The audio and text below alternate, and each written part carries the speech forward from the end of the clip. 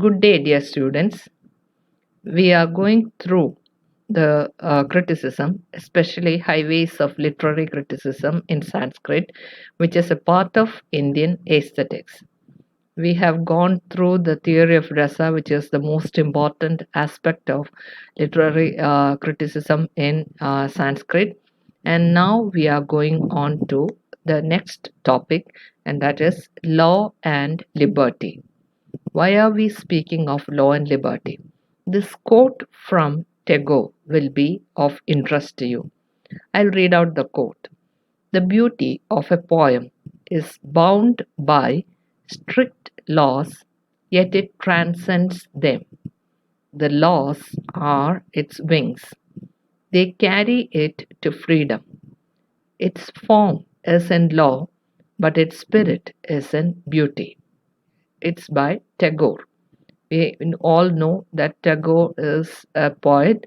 He is more than a poet, and he is a Nobel laureate. And he can authoritatively speak of the beauty of a poem. So, a poem is to be beautiful. About that, no argument entertained because we really enjoy a poem. In our days, along with the study of poem, we have to study the various aspects of alankaras and all those things which makes a poem beautiful. The law or the rule with which the poem is written. And after some time, it so happened that we don't need the rules for the poem. And when the heart is full, words overflow, and that overflowing can be termed as poem. That is the modern version.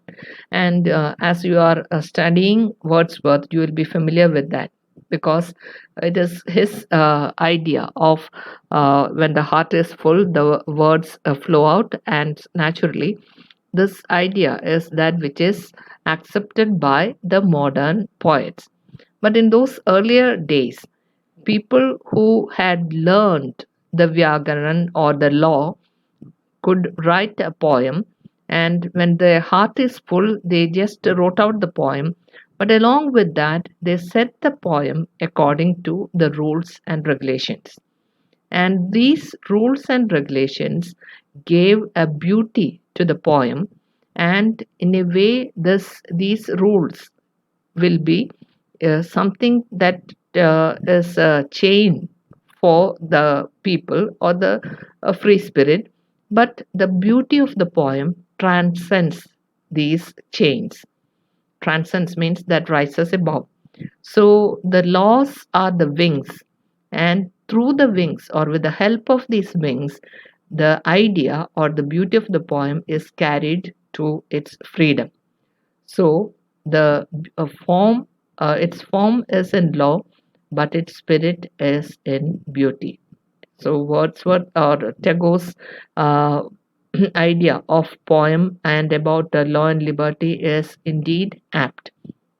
Now let's see what the Sanskrit theoreticians have to say about this law and liberty.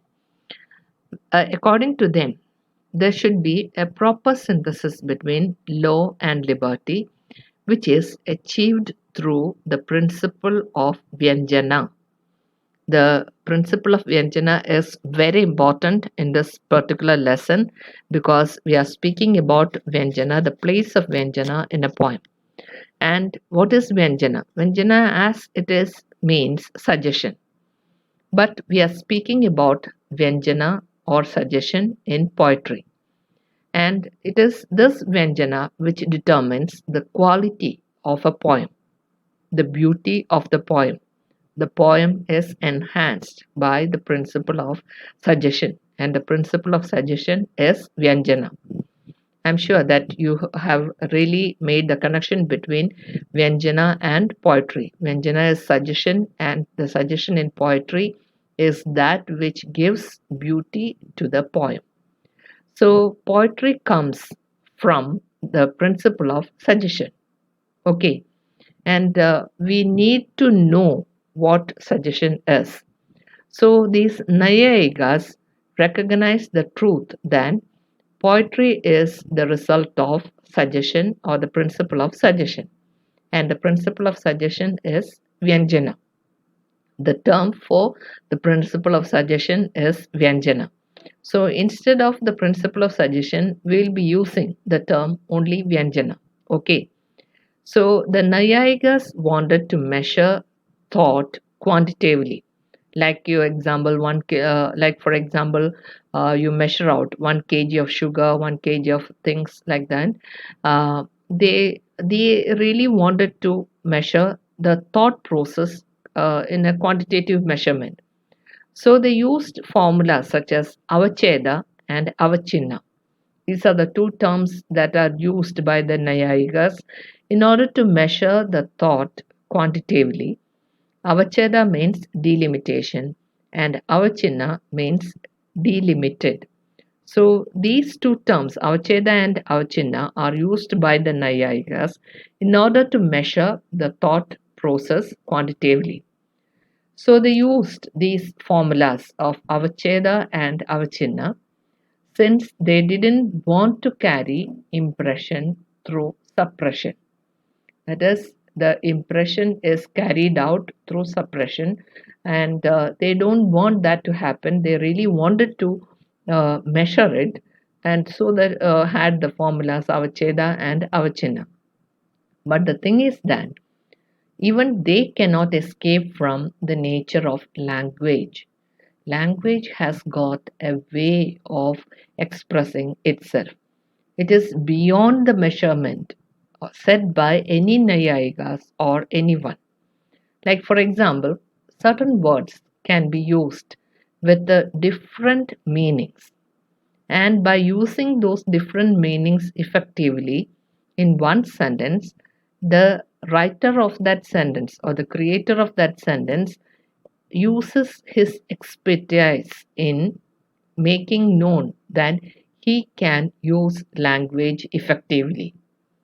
So, that suggestion in poetry is created by the poets using the different meanings of the language. So, they can use, if you can use language in a really effective manner, you can really create beauty in poetry. Other than the words in a sentence, more meaning is conveyed. The example that is given in your text is asking for a train ticket. So you just go to the ticket counter at the railway station and ask for a ticket to Angamali, suppose from Trichur, and you say one ticket to Angamali, and it is the next train is a passenger train. Okay, so that from the ticket counter, the person dealing with the ticket will give you a ticket for the passenger train going to Angamali. There is no question or nothing, and it is only for a single person. And because it is a passenger train, it is understood that you are asking for a ticket to Angamali by a passenger train. I hope you understand. Suppose it is a super fast train, and again you ask for a ticket to Angamali. This time you will have to specify because the train is a super fast train, and whether you want a seat in the general compartment or whether you need a seat in the sleeper class is something that you will have to specify.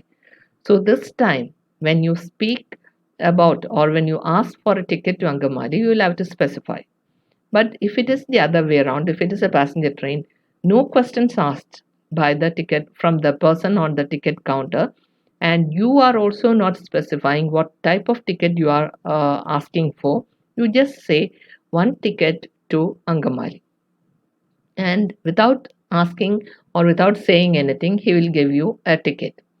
So it is understood. A lot of things are suppressed in that question or in that demand. That is one ticket to Angamali. One ticket to Angamali by the passenger train. Okay, and the cost for all the tickets for the ticket to Angamali is the same. Nothing is needed. So a lot of things or a lot of impression is suppressed. A lot of ideas are suppressed in that one demand, and it is also understood by the other person without asking anything. And this is why the nature of language is such that you cannot escape the beauty or more intended by the language. And sometimes you'll be talking to your friends and you know something better about that friend, and the others have no idea about it. So you immediately put in a question, and you or maybe a suggestion, and maybe your friend alone will know the answer, not the others. And that is suppressing a lot, but at the same time you are in a way trying to tell the person that you know something more about him than the others. So the nature of language is such that we cannot really escape the ideas that are formulated with the language, or even more than the words themselves. Okay, maybe the sentence has 5 words and it means only one thing to you, but a lot of idea is conveyed through those words to a discerning person, a person who understands language better. Other than the words in a sentence, more meaning is conveyed. Okay, more meaning is conveyed to the listener and also to the person who is reading the poem. Suppose it is a poem. And what is this? This is through samsarga. Samsarga is vakyartha, means it is with the connotation that you get the meaning. Because you asked for a train ticket to Angamali while there is a passenger train coming on, nothing more is needed, and by merely uttering a sentence, the more meaning is conveyed. You ask for a ticket to Angamali and you are given a ticket to Angamali by the passenger train. Okay, and not by a superfast train. So that which is unspoken is also understood. So this is what is called as samsarga, or samsarga is vakyartha. How is this conveyed? How is this unspoken language or the idea is conveyed? It is considered to be mysterious and not explained satisfactorily by the Nayayikas or even by the critics. How is it conveyed? So, how do you understand that it is by a passenger train? That much we can ask here. In the same manner, you asked only for a ticket to Angamali. Okay, that much is the wording. But how do the other person know that it is by for a passenger train and not for a superfast train, unless you explain or you demand that I need a ticket to Angamali by the sleeper class for the superfast train which will be coming after the passenger. All these you will have to specify, and without specifying you are given something because the next train is the passenger train. Okay, so I hope you really understand the nature of language. You cannot escape the nature of language, and other than the words in a sentence, more meaning is conveyed, and people respond to the meaning that is conveyed. Not the words in the They are responding not merely to the words in a sentence, they are responding to the meaning that is conveyed through those words. So, the next part is that essential part of every judgment is conveyed by suppression, that which is not spoken aloud, but that which is suppressed, and Vyanjana is suppression. So, the essential part of every judgment or even art is conveyed by suppression. And this is explained in the statement Samsarga Madhyadaya Avabhaste. That is, it speaks of the element of suppression. That is, greater the suppressed element, greater the art. If the art has got a lot of suppressed element, then the art is regarded as a great art instead of that which is exposed already. Like, for example, I don't know whether it is apt or not, the example that I am speaking to you, the great painting of Mona Lisa. It is considered to be a great painting.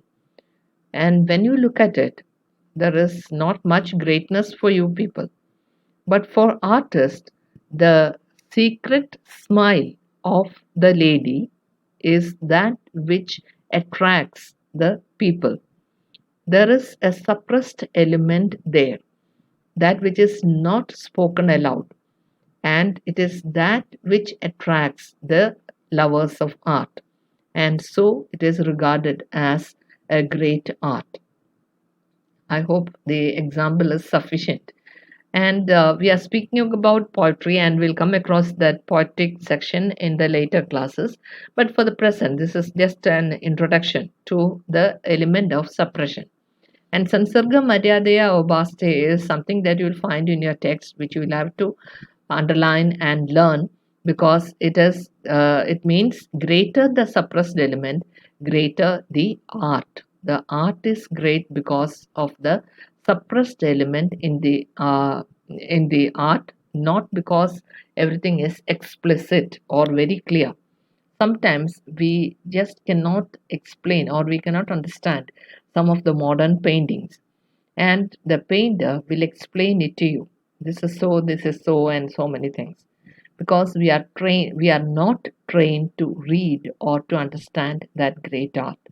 We cannot understand the suppressed element since our training is lacking. But if you have the proper training, if you know the rules, then the suppressed element will expose a great deal of meaning, and that great deal of meaning will make the art greater. Okay. So Vyanjana is the term for suppressed element of suppression. Vyanjana is not a discovery of the critics, but a principle accepted and recognized by every student of philosophy, logic, and language. Because Vyanjana is not merely restricted to art alone, it has a lot of philosophy, and Vyanjana has a lot of logic, and Vyanjana also has got language. Okay, so the language with philosophy and logic creates a meaning out of the suppressed element. I hope you understand, because it is this principle of Vyanjana is something that is recognized by every student of philosophy, logic, and language. There is a lot of logic in the suppressed element. There is a lot of philosophy also, and the student of language uses Vyanjana and also understands the element of suppression, and the student really revels in the beauty of the poem because it explains, it unravels its beauty, because the student is now a person who understands the rules and the total meaning of the suppressed element. Okay, the suppressed element comes to the forefront to the discerning person. So here you find that in poetic art, Vyanjana is employed, and the acceptance of it makes it possible for the synthesis of law and liberty. A person or a poet who uses the law and liberty uh, in an effective manner, a synthesis means an effective manner of joining law and liberty, will create a beautiful poem. And so the poetic art is a combination of law and liberty. The artistic mind, the aesthetic sense of artistic expression are all the things that really come into it. So, in order to be an effective poem, you definitely need Vyanjana. So, if your mind is artistically talented, if you have an artistic mind, and the aesthetic sense of artistic expression, then it is possible to have Vyanjana. Okay, so I'm not sure whether you have read the poems of Gitanjali. And if you read Gitanjali, you will find this Vyanjana as more effective because Tagore is speaking not just about any religion, he is speaking about the person and God. And there he uses a lot of imagery, and it is really understood by the reader. And he, without saying that this is so, he puts before us a beautiful poem, and uh, the suppressed element in the poem makes the poems really great. So here you find that for the Vyanjana or for the synthesis of law and liberty, there should be an artistic mind or the aesthetic sense of artistic expression. That much is necessary. Again, on the other hand, there is art itself, art or the poem itself. And the poet should have an artistic mind and the aesthetic sense of artistic expression. He must be able to, the poet should be able to express his thoughts or the thoughts of his artistic mind with an aesthetic expression or artistic expression. And again, there is the reader or the Sahridaya. In the earlier class, I gave you a definition of Sahridaya. Sahridaya is not all persons. Sahridaya is a person who has got the aesthetic sense to appreciate art. And such a person we call as Sahridaya. So, if for the poetic art, you need three things. That is the artistic mind, the art, and also the Sahridaya. That is, it must conceive in the mind of the poet. He must be able to write or create art or a poem, and he must have before him the reader, or it must be transported to the Sahridaya. And that Sahridaya will understand the poem in all its sense. And Vyanjana is the dominant element which makes art great. So the artistic mind, with the sense of aesthetic sense of artistic expression, creates art, and it is understood by the Sahridaya. And that Sahridaya really enjoys the poem because of the element of suggestion or Vyanjana. And so we have a great poem through all these 3 points: artistic mind, the art, and the reader or the Sahridaya. Sahridaya is the reader who has the aesthetic mind. Not all readers are Sahridaya, but only those who have an aesthetic sense can we call as Sahridaya. There is a differentiation. The reader is just a reader that is mentioned in the English terms, but instead of the mere English term, the writer had used the term Sahridaya, which is totally different. Okay, I think I have explained the term Sahridaya effectively in the earlier class. Please refer to that class. So here we come to a certain point, that is, hence Vyanjana is the bridge which carries art from Kavi to Sahridaya.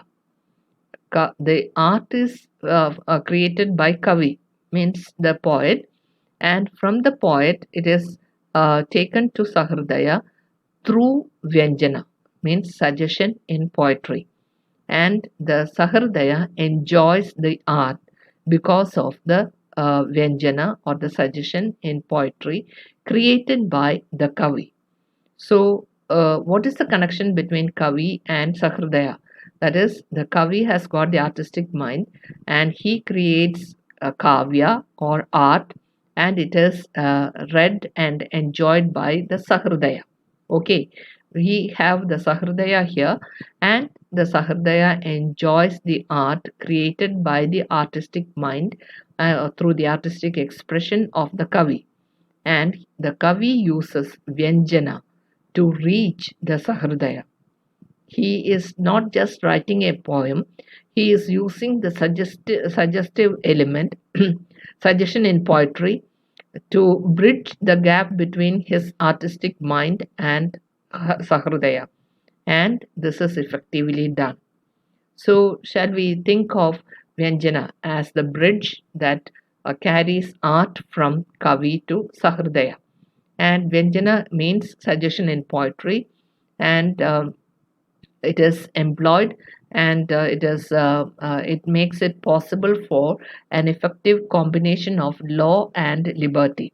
Effective combination of law and liberty is always necessary, and we are speaking about the creation of poems in the earlier days, not about the modern times. Okay, and in the modern times you won't find any law but only liberty. So in those days they had the rules. The law means the rules, and at the same time these rules help the poet or the poem to fly effectively, enjoying the freedom or the liberty. And as a result of these, there is a combination of law and liberty. There is beauty. Okay, the artistic beauty created by the Kavi for the Sahridaya with the help of Vyanjana. I hope you really have understood what I have taken, though it is a little bit difficult to understand. It is quite easy, since we used to have a lot of grammar to learn in our days, which is totally exempted in the schools, high school, and in the later class for Malayalam and even for your other languages. It is something that we really enjoyed. The beauty of the lines, the poetic expression. And even now in English, you had poems written by the earlier writers and the modern writers, and how the words are used in such a manner to form not just a sentence but more than a sentence. And if a poet can use more than a sentence to convey his meaning, then we can say that the poet had effectively used Vyanjana or suggestion in poetry. And as a Sahridaya, we really enjoy the beauty of the poem created by the Kavi with the help of Vyanjana. Okay, so we it's a little bit difficult to get through, but if you go through these slides, these points one after the other, the earlier points and also the points that you had done now, read through the lesson, and again you will get to know what it is that I am speaking about. Vyanjana is the suggestion in poetry, which is indeed the main point with which you judge a kavya. Kavya means a poem, and that comes in the other class. Other class. Okay, so we learn about Vyanjana or suggestion in poetry, and what is suggestion, and what is the importance of law and liberty, and how an effective synthesis or a combination of synthesis means the idea of mixing law and liberty in an effective manner creates beauty, and it is conveyed to the Sahridaya by the artistic mind of the Kavi. And it is Vyanjana is the bridge, or suggestion in poetry is the bridge that carries art from Kavi to Sahridaya. Okay, so in this manner, we can understand the importance of Vyanjana or suggestion in poetry, and words that are there. That is, sometimes we are asked by our elders to read between the lines. Read between the lines. As a literature student, you should be able to do that. Read between the lines. The lines say one thing, but we are forced to sense the meaning behind those lines, which is not said through those lines. Okay, and it is those unsaid or those not spoken or even mentioned by the words that we are dealing with now, and that is suggestion. And several poets had that skill, abundance of that skill, and it is because of that their poems are really learned and enjoyed by a lot of people. But some of the modern critics are of the opinion that if you really want to read a poem and enjoy it, you'll need a dictionary or a vyakarana, or even understand the vyakarana of the poem. But that's not so. Once you learn the rules and rules of the poem, you automatically start using it, and then the beauty of the poem is revealed to you. And this is what the ancient poets did through their poems. And that's why their poems still remain a classic, and it had withstood the test of time. And it is not something that is to be read and just pushed aside.